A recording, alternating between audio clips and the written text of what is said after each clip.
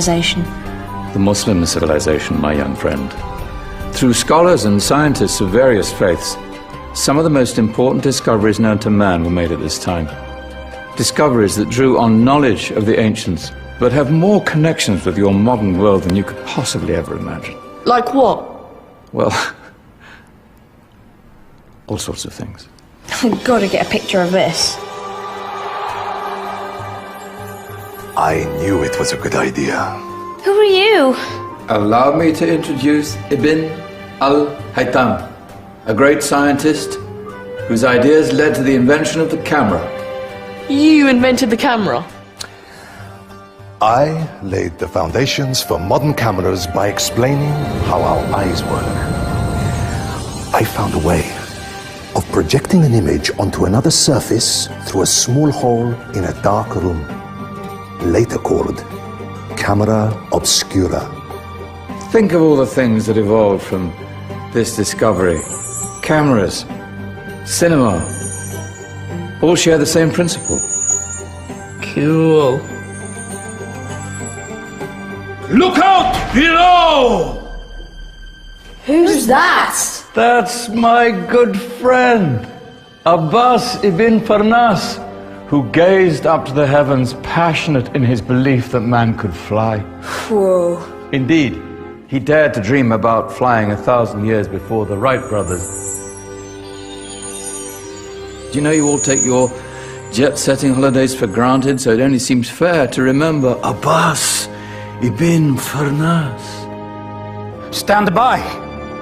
I'm ready for takeoff.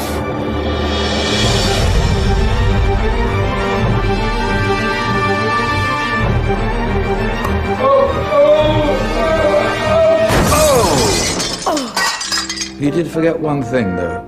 A tail, useful for landing. Ah, my back. Is there a doctor in the house? Did someone call? Ah, my old friend, why don't you introduce yourself to my young guests? I am Abul Qasim al-Zahrawi.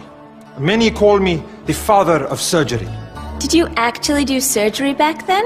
Of course we did. In fact, many of the surgical tools that I invented are still used in your modern hospitals. Excuse me, a patient needs my attention. Scalpel? I think I may need some stitches. In that case, I'll use catgut. Catgut? From the gut of animals. Perfect for stitching up internal wounds. Your surgeons are still using it today. Sorry, mustache.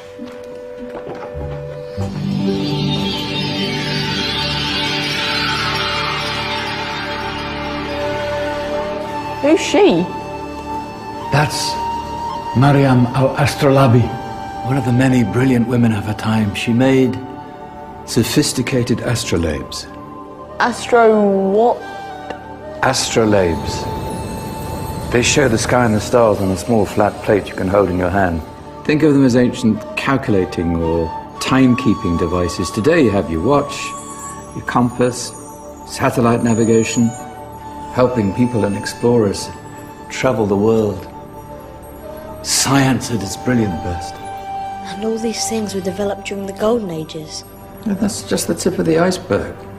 There were thousands of other inventions covering all areas of life, and in the years that followed, their influence spread across the whole of medieval Europe. So you see, it wasn't so dark after all. What about you? Me? What did you invent?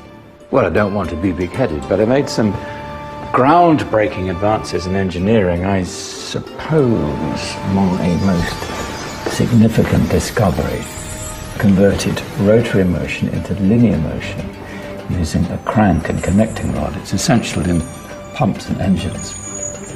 In fact, I've no idea how the Industrial Revolution could have happened hundreds of years later without such a device. Not that I ever get the credit I deserve.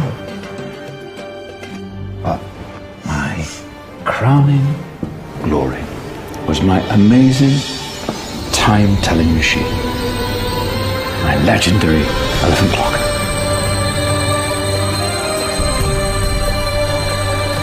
It's a clock. Yes. Dozens of components collected from different cultures around the world. Indian, Greek, Arabian, Egyptian, Chinese. Wow. A United Nations clock. That is pretty cool. Does it actually tell the time? Well, yes, of course. If it wasn't for me, thousands of people would be late for everything.